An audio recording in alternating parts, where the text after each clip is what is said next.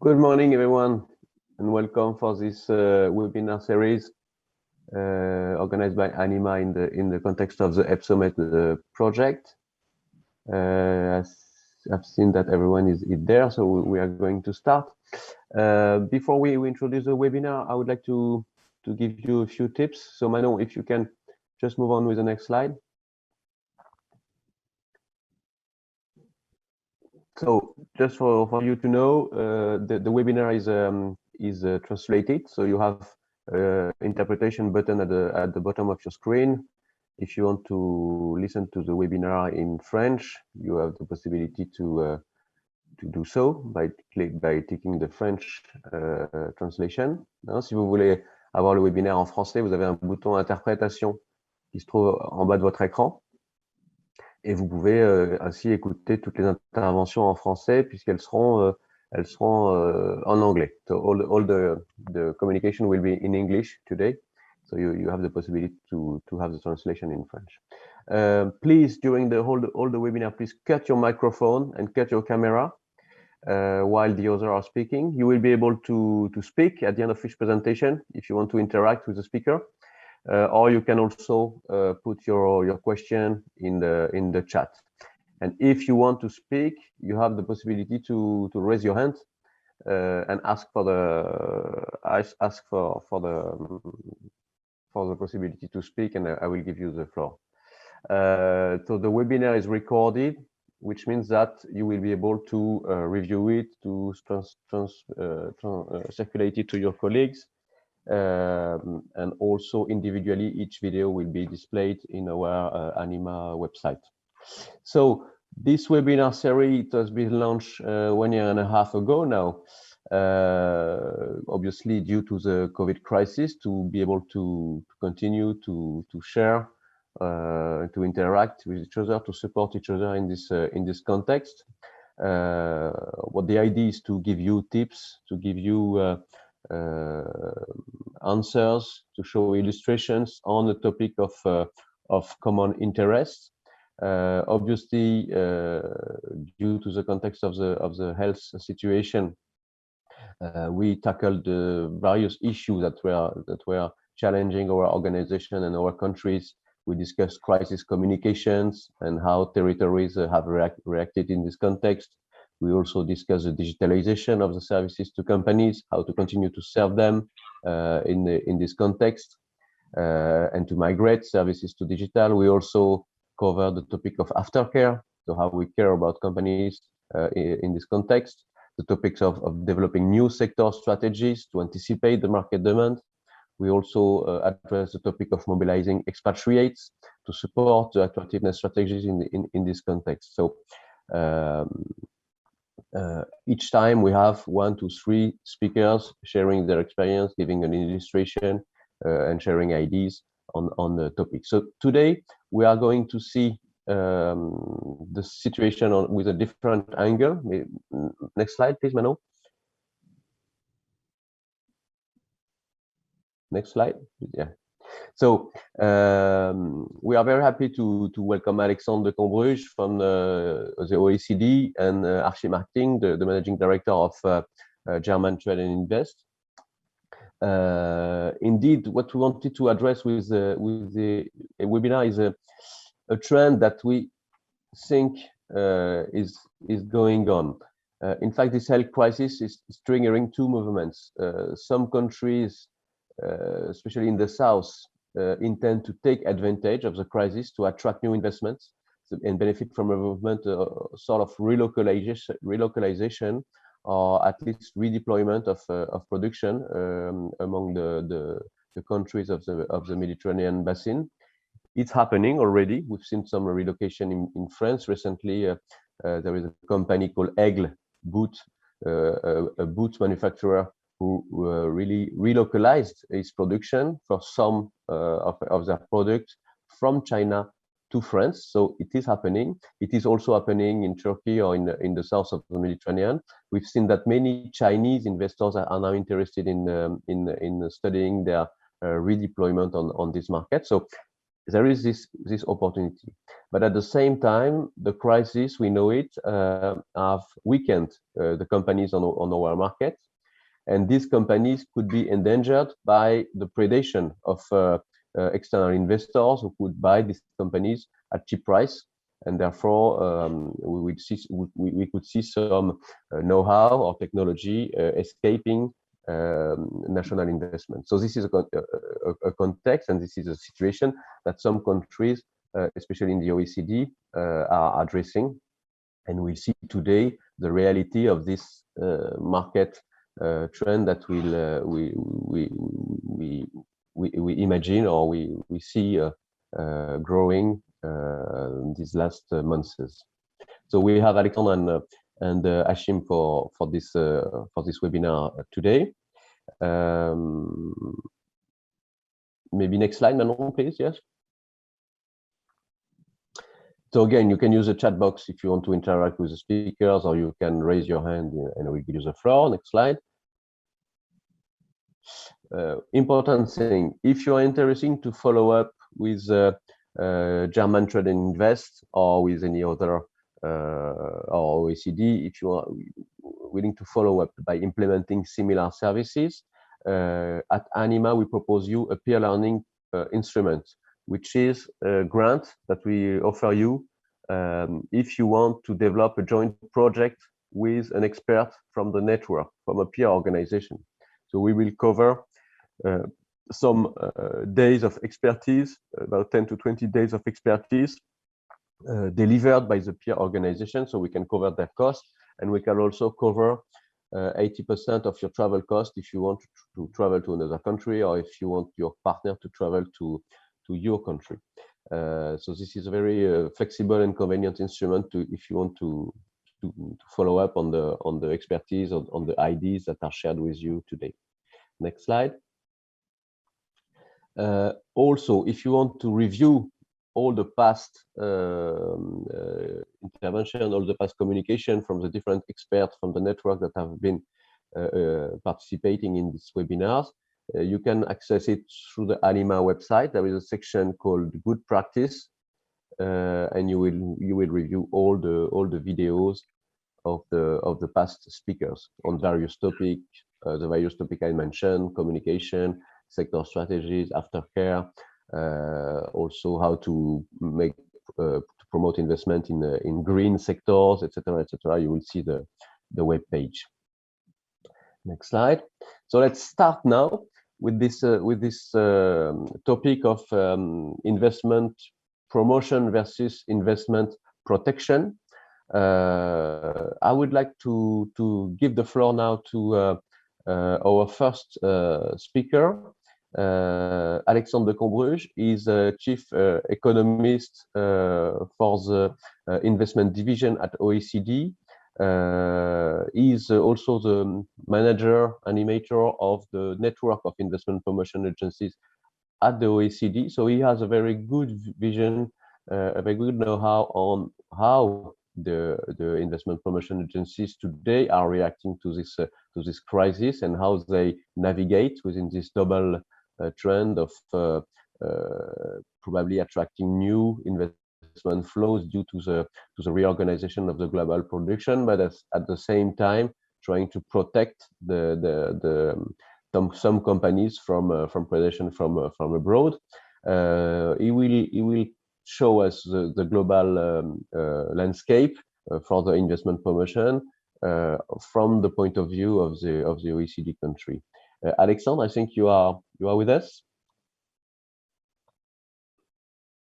Alexandre. Yes. Good morning, Emmanuel. Thank you very much for your kind invitation. Welcome. What I propose, you have a video. You have shot a video. So what I suggest, that's what we do usually. We will show you a video, and then we will have a session, Q&A session with you and the audience. Okay. Sounds very good. Thank you. Thank you. Thank you. So let's go for the video. Very good morning, ladies and gentlemen. Thank you very much to the organizers for the invitation to participate in this important event organized by ANIMA. It is a great pleasure for me to be with all of you today.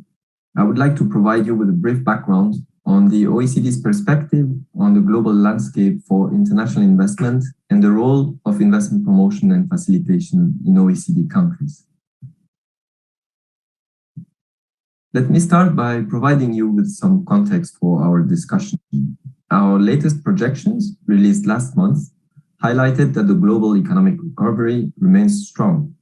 While global GDP dropped by 3.4% in 2020, the OECD forecast is a global growth of 5.7% in 2021 and 4.5% in 2022. You can see here that the recent projections are brighter than those from December last year, and that we're slowly catching up with our 2019 projections. But the recovery remains uneven, with countries emerging from the crisis facing different challenges. International investment needs to play an integral part in the recovery. The figures for foreign direct investment have been gloomy and remain uncertain. Global FDI flows dropped by 38% in 2020 compared to 2019, according to OECD analysis. The decline in the OECD area was driven by large negative inflows in the Netherlands and a large drop in the US, but also in the UK, France, Germany, and many others. This drop accentuated an already steady decline of FDI flows over the past 6 years, led by advanced economies. OECD outflows also declined sharply last year by 48%, with large decreases in Germany and Japan, for example.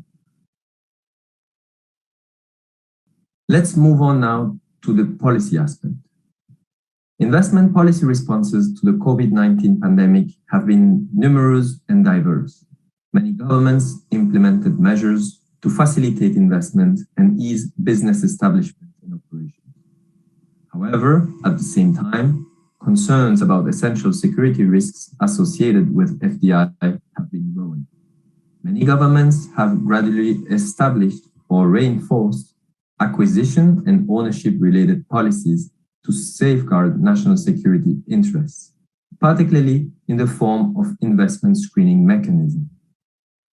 Last year was an exceptional year in terms of policy-making activity, with 50 new screening mechanisms or reforms of existing ones recorded. This is one measure per week on average. The pandemic has accelerated rather than triggered this trend, which has continued in 2021. In terms of sectors covered, the COVID-19 pandemic contributed to an extension of investment screening mechanisms to include health-related sectors. But the focus of attention is shifting back to its pre-pandemic course, where foreign investment in advanced technology is perceived as leading to exposure of essential security interests. In this environment, governments are seeking to keep the right balance between addressing the potential risks of FDI and keeping markets open and attractive. In terms of the investment promotion and facilitation responses to the crisis, we observed that in the first months of the pandemic, governments around the world and investment promotion agencies in particular sought to tackle the pressing issues of existing investors. The attention switched entirely to assist companies that were already established. In the longer run, the second point relates to the previous slide in the policy-making activity. In the current context of uncertainty, creating the conditions for a sound business environment is crucial. There is also a growing attention given to investment facilitation by many countries and international platforms, such as the WTO, for example. At the OECD, we welcome this development, as investment facilitation is about designing and implementing various types of measures to reduce obstacles faced by companies when they decide to invest. The COVID crisis has also strengthened some changing imperatives for IPAs and other public agencies. Imperatives that were already there before the crisis, but that were accelerated and became more pressing. These include digitalization and sustainability. The OECD has been working over the past months on these two work streams, under the leadership of the OECD Investment Promotion Agency Network. We conducted surveys with OECD IPAs to collect data, perform comparative analysis, and present good practices. In the following slides, I would like to show you some preliminary results of the survey finding. You can see in the left figure here, the growing importance given to the digital economy compared to other sectors in the investment promotion business. It shows the resources, financial and human, dedicated by IPAs to the attraction of FDI in digital sectors as compared to others, before the crisis, during the crisis, and in the near future. And you can see that the proportion of IPAs planning to increase their resources to the digital economy are growing. In the right graph, you can see that top priorities for IPAs in OECD countries include software development, data centers, ICT, digital health, and artificial intelligence. More surprising, at the bottom, e-commerce is only prioritized by 25% of IPAs, despite its booming during the pandemic. The main strength identified by IPAs to attract digital FDI is an overall favorable business environment, which relates again to the point we made earlier on policy advocacy and investment facilitation. Other top strengths include the availability of digital skills and a favorable ecosystem, which is corroborated by the major challenges that you can see on the right, that include the lack of adequate skills, inefficient public institutions, and a poor legal framework.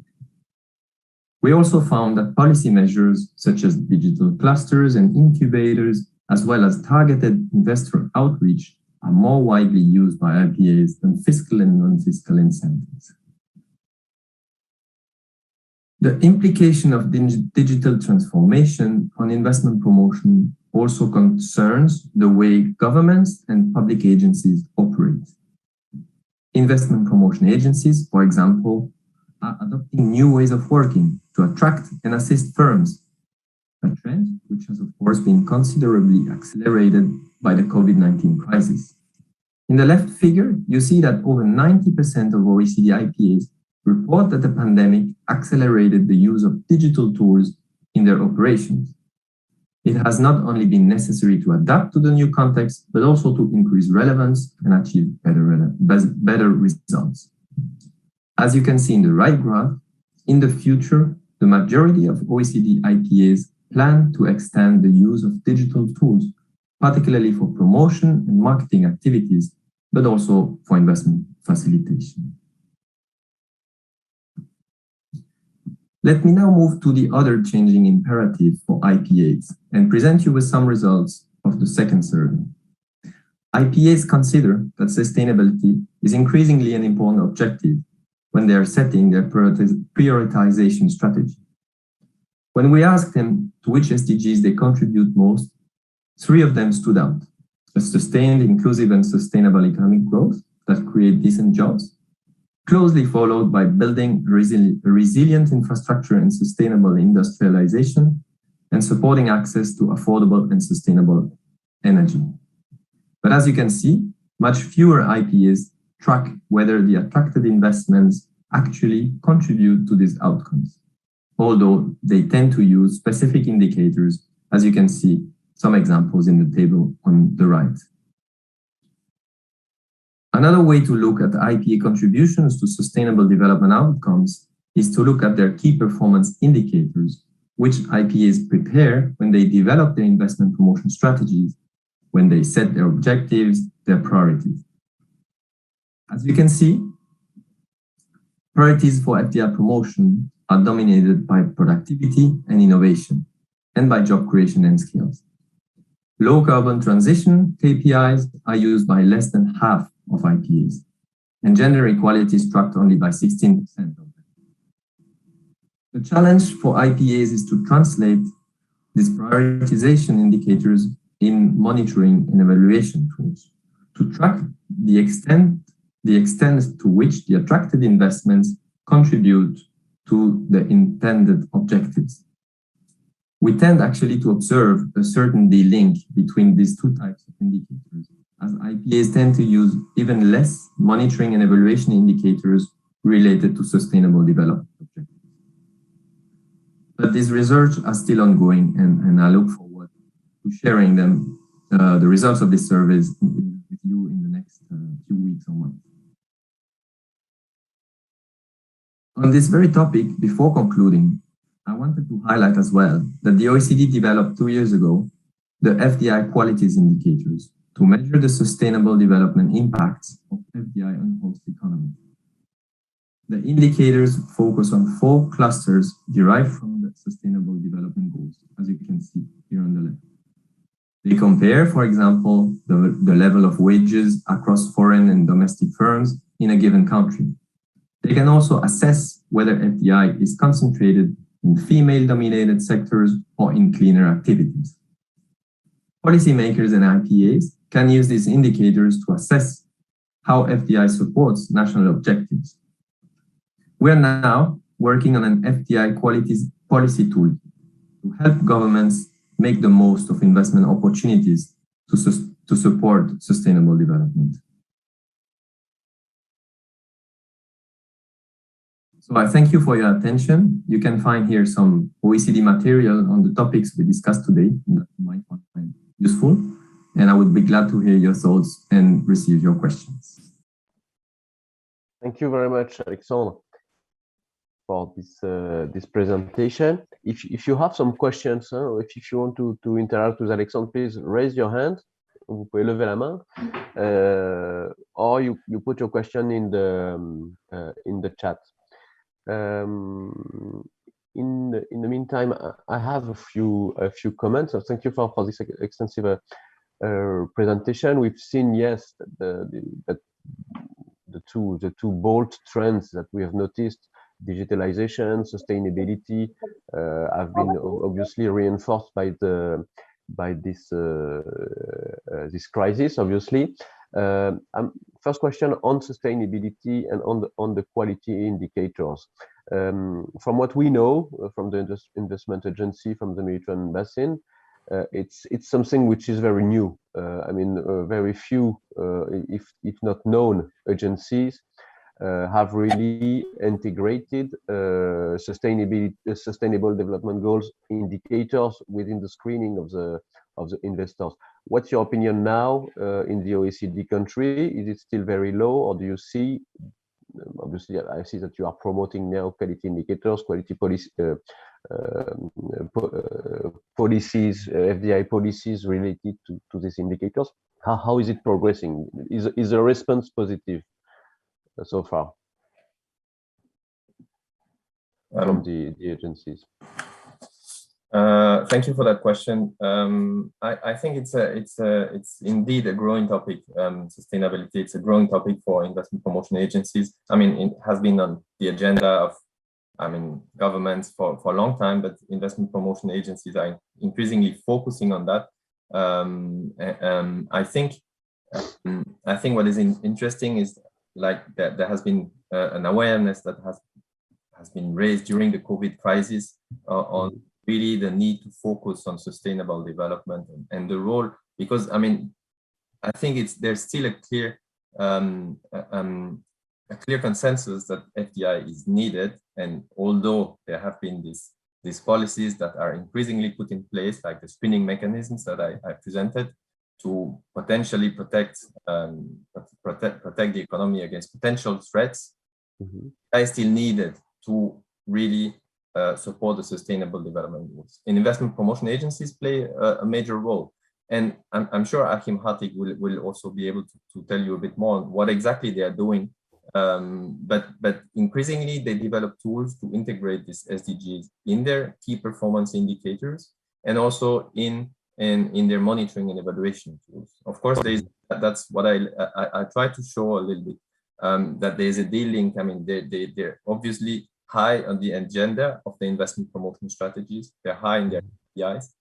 At the same time, it's more difficult to track them, including on the actual effect they have had on the local economy. But I see that it's really growing focus of attention. And really interesting. You could mention a number of agencies or countries where you think the topic is much advanced, just for our benchmark.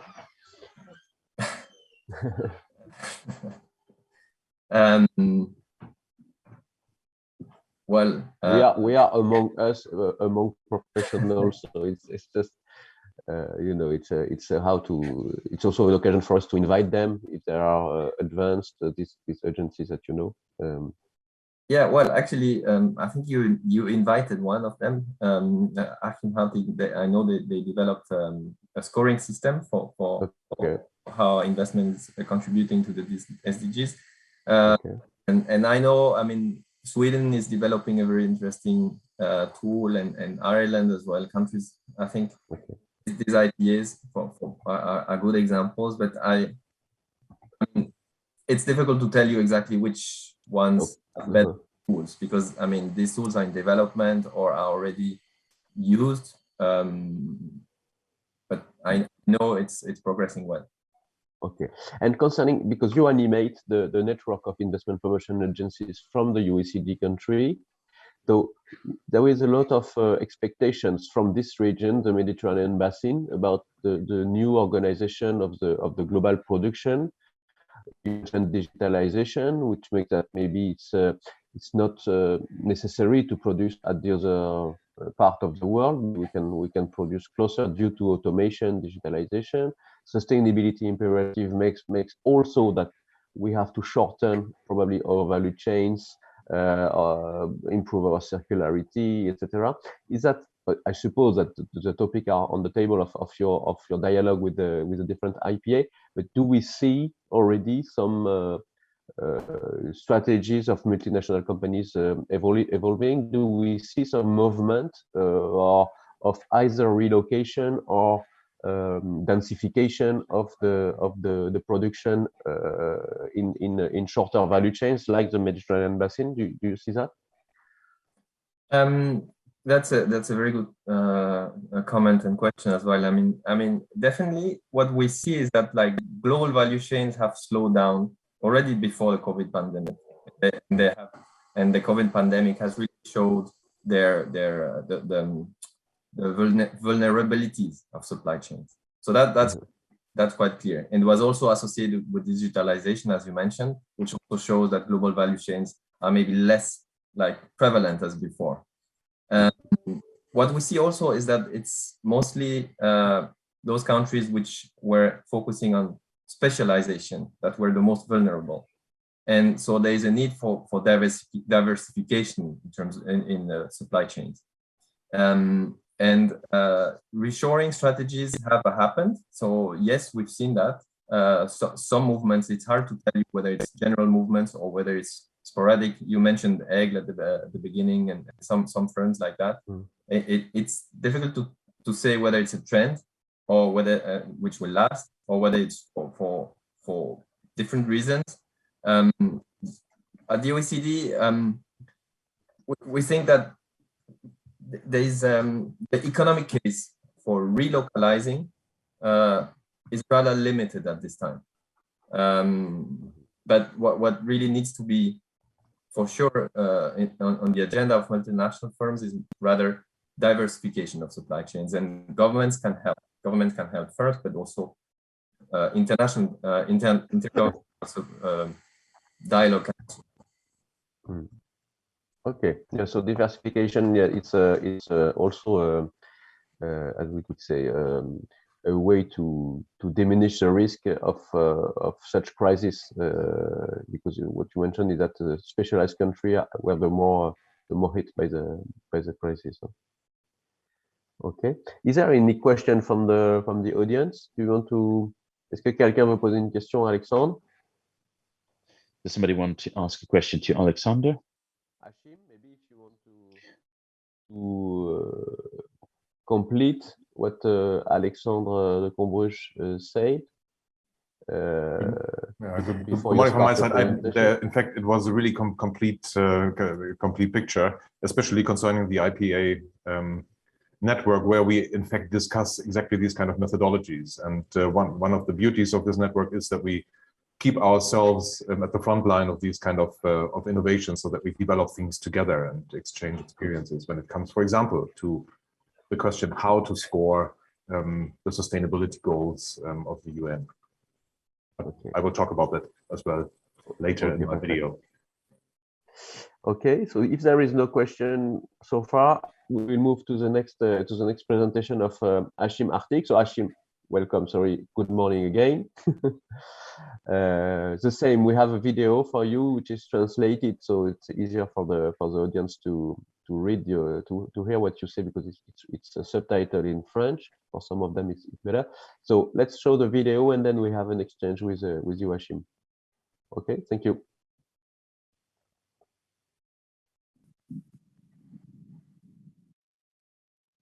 Good morning, ladies and gentlemen. My name is Achim Hartig.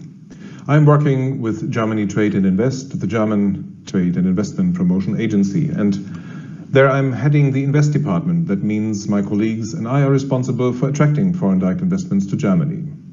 Currently, I'm also chairing the OECD network of investment promotion agencies. I would like to thank ANIMA for the opportunity to speak in this prestigious event on this important matter. In the next 10 minutes, I will briefly talk about the general situation of FDI in the crisis. I will talk about new focal points of local economic policies, and also will outline new strategies to attract foreign direct investments within the COVID-19 crisis. If you look at FDI development during the crisis in 2020, the UNCTAD predicted a decline already of foreign direct investments in developed economies of more than 17%, in other economies 30 to more than 40%. Whereas every decline of foreign direct investment is naturally undesired and harmful to an economy, the severity of damage of receding FDI inflows might differ from nation to nation. Obviously, the more resilient an economy is, the less damage receding FDI inflows might cause. But for us also, the important question here is what are the factors that make an economy resilient, and how can we as an investment promotion agency support Germany and develop business opportunities from here. Within 2020, within the crisis, it became obvious that certain value chains and supply chains of industries are damaged and production lines came to a halt. Even though in Germany there exists a huge variety of different industries and sizes of companies, in fact more than 3.5 million small and medium-sized enterprises, still production and supply of certain goods were affected. So, from a larger perspective, in a very unfortunate situation worldwide, light was shed on those parts of the economies which seem to be vulnerable in times of crisis. And we, as an investment promotion agency, we had to confront ourselves with the situation and develop solutions how to attract investments despite the situation. In the following presentation, I will briefly show you how Germany Trade and Invest refocused the FDI attraction activities according to the situation in Germany in 2020. Above all, and independent in times of crisis or not in the crisis, when attracting FDI, for us, the most critical success factors are free and open markets and a level playing field for all participants in all markets.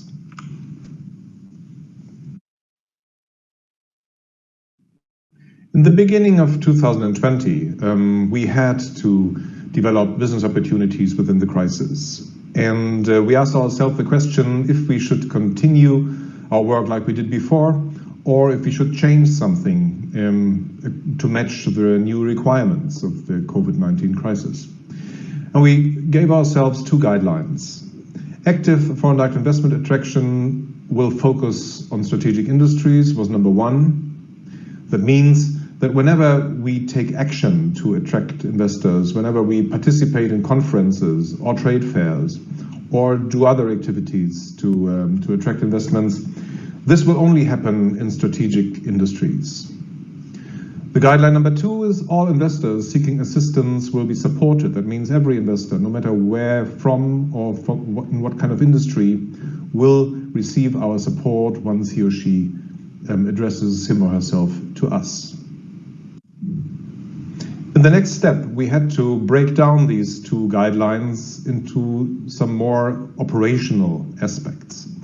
And we did that by doing an analysis about the industry sectors in Germany which might need our support and where we would be able to help.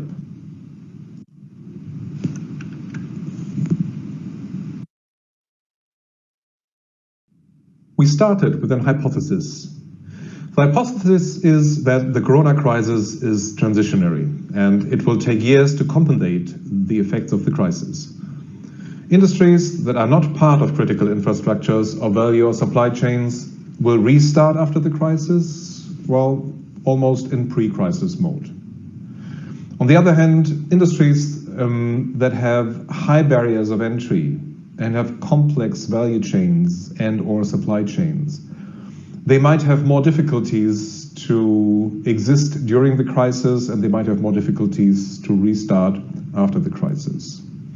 So guiding questions were derived: which industries are particularly stricken by the corona crisis? Which industries are particularly relevant for a sustainable restart of the economy?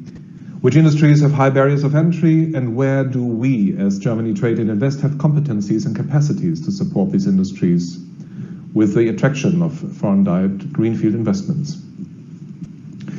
We did this analysis and supported our results by external research results done by research institutions in Germany who were looking at the situation, the economic situation in Germany, and derived suggestions how to proceed in supporting the economy and what kind of industry areas might be of particular interest, respectively, might be in focus. For us, our analysis led to 5 strategic key industry areas for active FDI attraction. And as you can see on the right side, this is pharma, medtech, e-health, it's automation and robotics, digital infrastructure, innovative climate-saving mobility and supply solutions, and trade and logistics. And with this extensive analysis and derivation of these key areas, we had the first step to developing business opportunities within a crisis.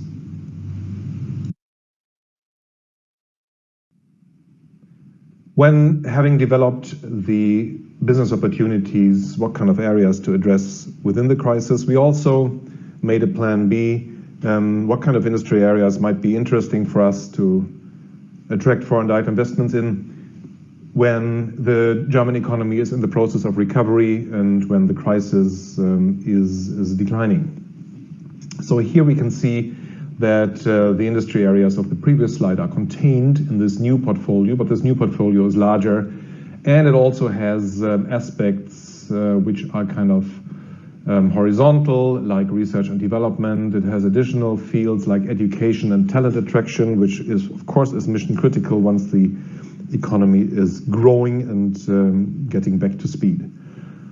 Also, this slide we developed with a hypothesis and guiding questions, which you can see on the left side. However, we figured out that the development of the economy and also of the economies in the world might change during 2021 and 2022. So these industry areas will be revised in 2022 and reviewed to see if we are still on the good track here and if we still address the right industry areas.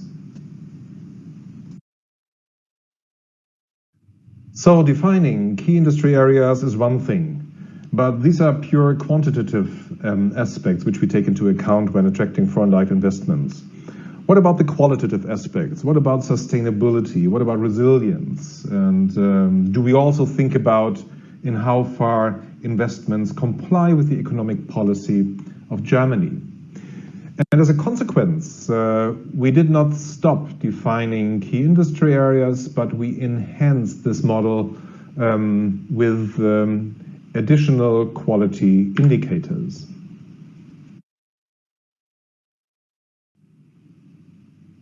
So we see that on the left side we have our 5 key industry areas, obviously, and we added 3 vertical dimensions addressing qualities. with the objective that we attract greenfields investments of international companies that contribute significantly to a sustainable and resilient growth of the German economy. But let's take a look at these three quality dimensions.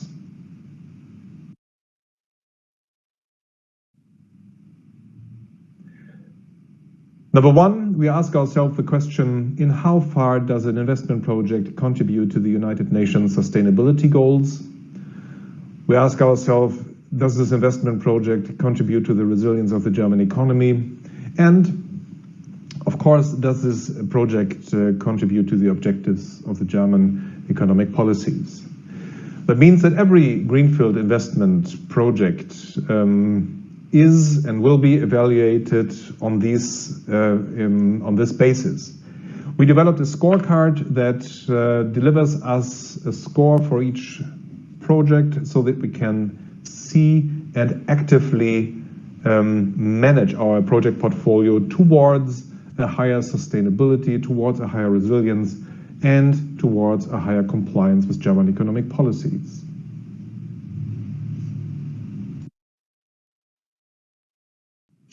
So, the COVID crisis, business opportunities and FDI attraction means to have a clear picture and a clear strategy of where and how we want to attract industries. To have this clear strategy, we need key industry areas and we need a scoring system to address qualitative aspects of our work. Scoring allows for a better understanding of investment priorities and options, and hence also contributes to a better transparency of the work towards our clients and also towards our shareholders and our employees.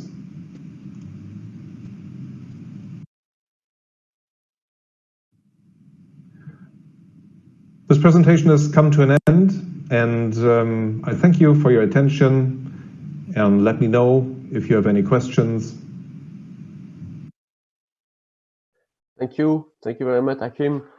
Very interesting, and it raised a lot of, for me, a lot of some questions at least. We have a question from the audience, and I think it will apply to you. It's from Saida Nerza. She's from Algeria, from a business federation in Algeria.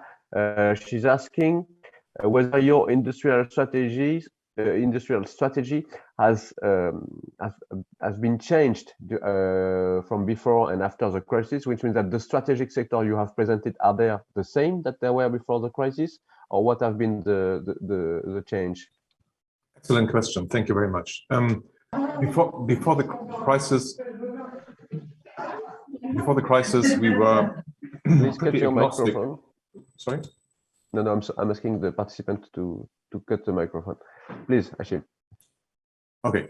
So before the crisis, we were pretty industry agnostic. That means every industry and every company of every size was actively attracted and, of course, welcomed if they addressed themselves to us. Because we have Germany offers a rich industry area, so we were working under the hypothesis that everyone who seeks to settle down in Germany, we could help. And this is, of course, still the case. But during the crisis, the focus was how can we support the local economy to restart faster with our foreign direct investment activities. And only for this purpose, we created these industry areas so that we thought, okay, in these industry areas, we can contribute more and we can focus our efforts more to support the local economy. So from we do everything, we'd say we focused on some areas. Again, when we do active acquisition, we focus on industry areas, but every company of every industry from everywhere is welcome if they address themselves to us. Mm-hmm. No, but it's very interesting the work you have carried. You've been apparently very reactive. When did you start the survey for the companies to know which one were in need of your support? And March 2020. March, so February, yeah, March 2020. Immediately. Immediately, yes. Yeah. I think that someone has a comment. Esaye, if you if you're on the floor, if you want to open your camera and microphone, Okay, can you hear me? Yes, very well. Excellent. I want to thank first the ANIMA for organizing the webinar, and thanks Mr. Hartig, Achim Hartig, for his brilliant presentation. Actually, I would say that in the OECD countries, and specifically, can you introduce yourself, Mr. Ezaïe, saying which organization you are from? Okay, my name is Ezaïe Ntidendereza, and I'm from Burundi Investment Promotion Authority, and I am in charge of promotion division. That's the Burundi Investment Promotion Division. So I had a chance to stop by Frankfurt last month. That was in September. Mm-hmm. But I was just going to Cluj-Napoca in Romania. So I was only in the airport, but I realized that in Europe, you guys have been doing pretty good in terms of resiliency and funding solution, because the only thing that you can say have changed during COVID is the masks on the airport. The rest, if you go into the cafeterias, everything is there like before. And I went to Romania, that was the same thing. It's like the only time that COVID-19 had the really big crisis was in the early beginnings of crisis, like 5 months, 6 months. That was where one could see that there was nothing on the shelves in the malls, nothing. But now you guys have been doing pretty good. In Burundi, for example, we've been doing average in terms of adapting to the crisis, because the vaccination, we're still waiting for the vaccines, and most of the area are rural, in remote villages. So some people don't even know that there's COVID, although we hear it from the radios or newspaper or from the Ministry of Health. Mr. Ezaïe, if we are talking about your agency, what strategies have been put in place at the agency? What did you do when it started in March to May? How did you react yourself in the agency? Yeah, in the beginning was, in the agency was first to get this. We had the information from the Ministry of Health, trying to say, okay, distanciations, masks, and in the Burundi Investment Promotion Authority, we tried to set up those measures, but also we increased digitalizations using this kind of webinars and communicating instead of being physically present at the workshop inside Burundi and outside Burundi. Thank you. Okay, good. No, but it depends. My feeling from looking at a network of investment promotion agencies is that this crisis was an opportunity for them and for the public bodies, for public organizations, to become known as a center of the game for companies, because I think that they made a lot of agencies were very reactive, which is not for some countries it was not in their DNA to be reactive, because they have complicated decision process with ministries, etc. But during this crisis, they managed to have very quick decision process and to react and to adapt. And I think it was in terms of marketing and recognition by the companies. In many countries, it was a very positive period for these agencies, because they really served the company. Achim mentioned the surveys they've made, so they went to do aftercare. They went to see to get close to company, to request what were their needs, and to try to adapt to their needs. So it was obviously in the OECD country or in Europe, there were more budget than in the south of the Mediterranean to support companies. So it has been even better. But I think overall on the two shores, on the two continents, agencies have tried to adapt quite quickly to the situation. If I I don't know may add just a little bit, please. I want to add just in the case of Africa, or in the case of Burundi, for example, we had borders closed.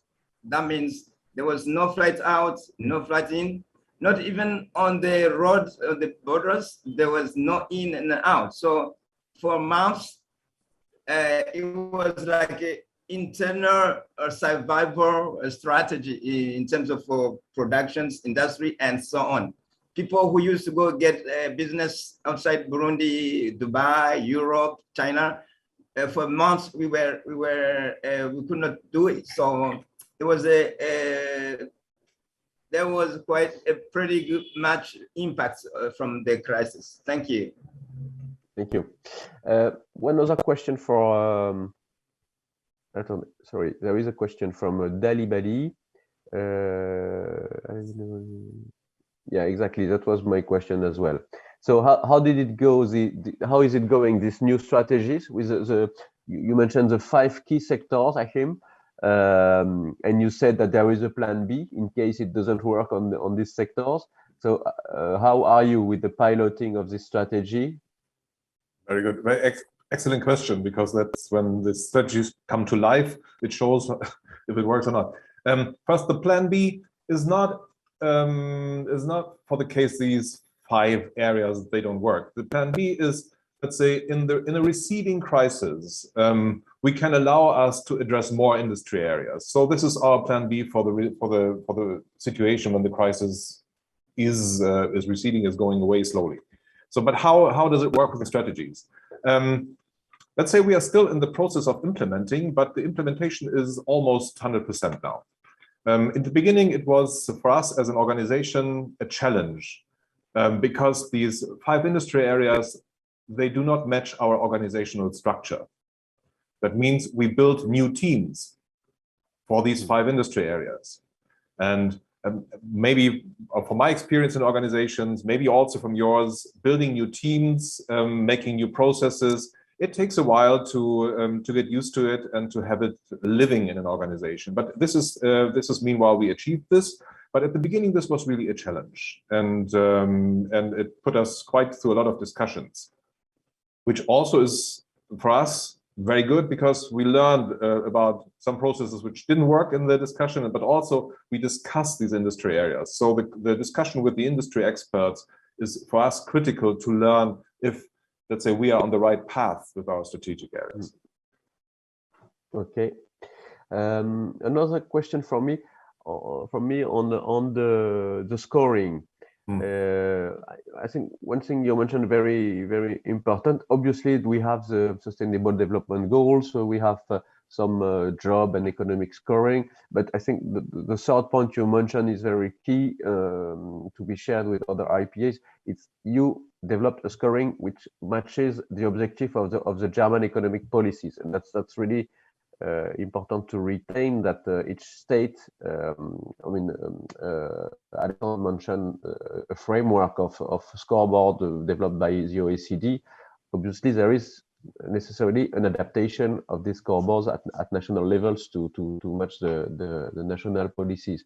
Is this scoring new for German Trade and Invest, or was it in place before the COVID crisis? So when do you date the development of this kind of scoring in your agency?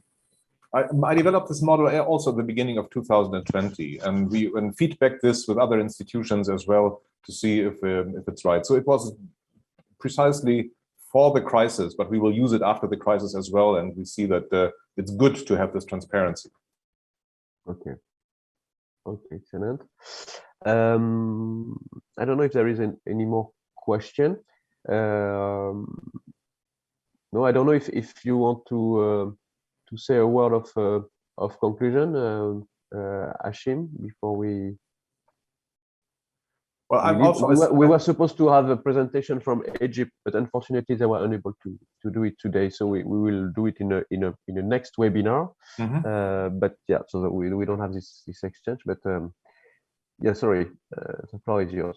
No worries. From my side, it's only a thank you to ANIMA to have the opportunity to participate here and to contribute. And I think what I already learned from the questions is that the aspect of how we look at investment promotion and how we try to categorize investment is independent on where you are in the world. So everywhere you have the necessity to find arguments why you do what you do as an investment promotion agency. And the more structure you can implement and the more localization you find in the work you do, the better it is to argue also to your government to say, look, we are necessary and we are really contributing value. And this is already something I took away from here, and I was happy to be able to contribute as well. Well, thank you very much, Achim. Alexandre, maybe you want to have a word of conclusion as well? Yes. Or maybe a question, an address to Achim. I suppose you know very well. You meet regularly, but we do each other. We know each other quite well. But no, it's just a general comment and word of concluding. I liked when Achim mentioned that before the COVID crisis, Germany was industry agnostic. I think that's the case of many OECD countries, and then COVID, and then the new geo-economic situation of the world makes that countries have to focus more on specific industries because of sustainability imperatives, because of the importance of digitalization, while at the same time also, like, to respond to the title of your webinar, while also making sure like the economy is not subject to predators. And that's why we also have seen more and more policy making activity. But thank you. So does that find the right balance between? Yeah. Does that mean that what I hear from both of you is that the opportunity or what's happening after the crisis is that the states are becoming more strategist than they were before? Is that true? I mean, you said no real industrial strategy. Now we have a focus. I mean, is it? Are we back to plans? Well, maybe not to plans, but maybe yes, to a strategic focus. I think that we could look at it like this. Yes. Well, thank you very much. I would like to remind the audience that you will be able to review the video of Alexandre and Achim on our website, on anima.coop website. On ANIMA YouTube channel, you will be able to review this webinar and all the other webinars that have been organized so far. Next webinar will be in December. It will be training on precisely an impact assessment tool that we have developed within ANIMA for indirect investment. So it will be in next month. It's called EDIL. It's a tool we have developed 5 years ago to rate the performance of investment promotion, of investment projects, sorry, on the economic dimension, social dimension, environmental dimension, and territorial dimension. So we will be introduced to this tool and how to adapt it to your organization. And then we have another webinar at the beginning of December, 2nd December, which associate 15 entrepreneurs network in Africa, because it's on a project we have with the Ministry of Foreign Affairs in France called Bridge Africa, which is about entrepreneurship as a growth and transformation factor in Africa. So there will be many testimonials from and participation from business network in Africa. So thank you very much to all of you for participating. Thank you for sub-Saharan African colleagues that are not so familiar to this webinar. I see that you are coming increasingly, so welcome to you, and I'll see you next month then for the next webinar. Thank you.